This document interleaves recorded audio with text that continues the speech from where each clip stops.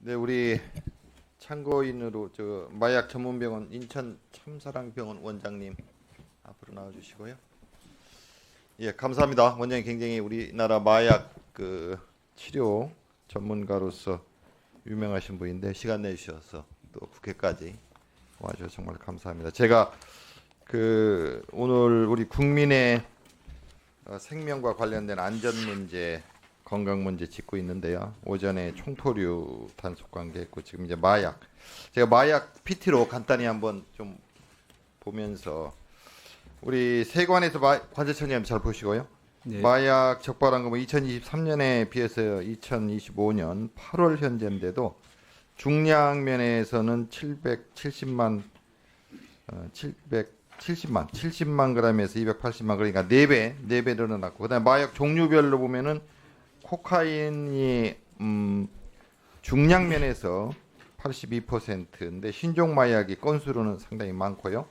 그 다음에 보면은 이게 참 특이한데 2015년도에서 2024년까지 보면은 청년층 그러니까 20대가 한 11% 정도에서 33%로 늘었고 불과 한 9년 10년 만에 30대도 늘었고 그러니까 청년층을 합하면 거의 60% 정도 됩니다. 그 장소별로 단속을 해서 말하자면 단속된 현황을 보면은 가정집이 가장 많아요. 26%, 노상 15%, 숙박업소 8.6%. 이게 왜 이렇게 가정 또 노상에서 어떻게 보면은 걸리지 않기 위해서 도망가기 쉬운 그런 장소에서 좀 그런 마약을 사용하지 않나 싶은데요. 우리 원장님께 여쭤보고 싶은 것은 마약 치료를 위해 환자들이 최근에 많이 증가를 한 것 같은데 우리 원장님께서 어떻게 느끼시는지 그리고 특히나 20, 30대 청년층이 많이 늘은 것 같은데 병원에서 어떻게 보시는지 그리고 또 그 원인은 뭘까 하는 생각이 들고요. 우리 국민의 삶 속에 얼마나 좀 깊숙이 들어와 있는지 그런 거 한번 병원에서 직접 치료하시면서 느끼는 거 하고 또 이렇게 마약을 결국 이제 막아야 되는데 우리 정부에서 국회에서 어떤 조치들을 했으면 좋겠는지 그럼 쭉 한번 말씀을 해주시면 고맙겠습니다. 예, 감사합니다.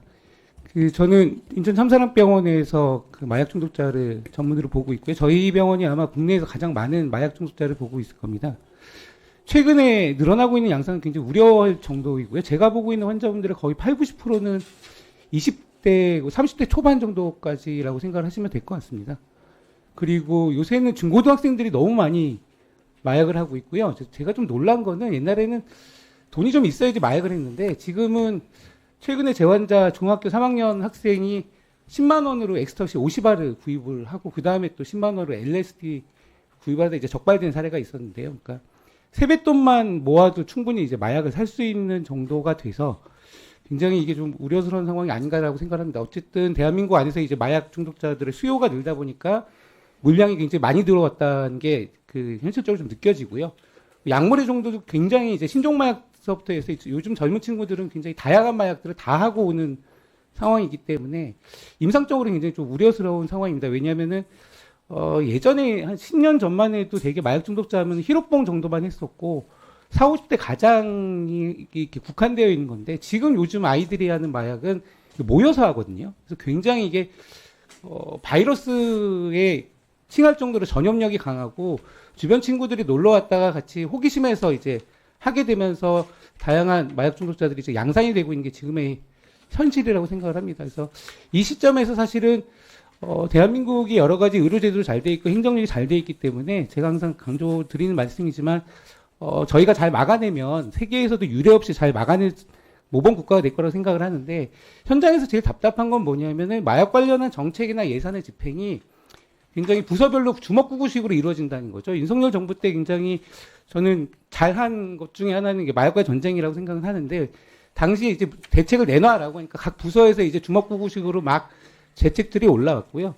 사실 임상 현장에서 제가 경험하고 있는 것들은 뭐냐면 이게 장기적인 플랜을 가지고 컨트롤 타워가 있어서 예산 집행에 있어서도 우선순위를 정해주고 또 집행기관에 있어서 이를테면 식약처와 보건복지부가 굉장히 지금 많은 서비스들이 겹치고 있는 건데 이 안에서도 역할을 좀 갈라주고 하는 것들이 필요한 건데 이게 되어 있지 않다 보니까 사실은 헛돈이 나가는 게 아닌가 하는 걱정이 들 정도로 좀 우려스러운 상황입니다. 그래서 제가 지금 이 자리에서 부탁드리고 싶은 건 뭐냐면 마약 중독에 대해서 부처별로 각기 전투로 이렇게 달려드는 게 아니라 컨트롤 타워가 반드시 좀 세워져야 되고요.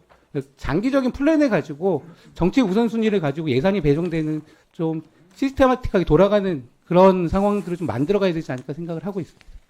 국장님은 지금 병원에 치료하고 계시잖아요. 예. 혹시 마약을 사용하지 않는 게 중요한데 치료하는 거하고 소위 구치소, 감옥 이게 가서 이렇게 하는 거하고 어떻게 보시는지. 그럼 명백히 이거는 뭐 여러 논문을 통해서도 확인이 된 바고요. 구속시키는 것보다는 치료 재활 쪽에 예산을 투입하는 것이 훨씬 더 효율적이라는 것은 전 세계적으로 이미 입증이 된 겁니다. 근데 문제는 이제 민간 의료기관들이 이 문제에 적극적으로 참여를 하는 게 필요하거든요. 우리나라 같은 경우에는 정신의료기관 중에 거의 90%는 민간 의료기관이 담당을 하고 있기 때문에 근데 지금 현재 상황에서는 마약 환자를 보면 볼수록 이제 다른 환자들이 다 병원에 빠져나가고 여러 가지로 마약 환자를 보는 것 자체가 이제 민간 의료관 입장에서는 손해가 되는 구조다 보니까 이 점에 있어서도 수가체계나 이런 것들이 보완되지 않는 한은 장기적이고도 영속적인 이 치료 제어 시스템을 만들어가는 것은 한계가 있다고 생각을 하고 있습니다. 완치는 몇 퍼센트나 완치가 되나요? 중독 분야는 완치의 개념은 하지 않고요.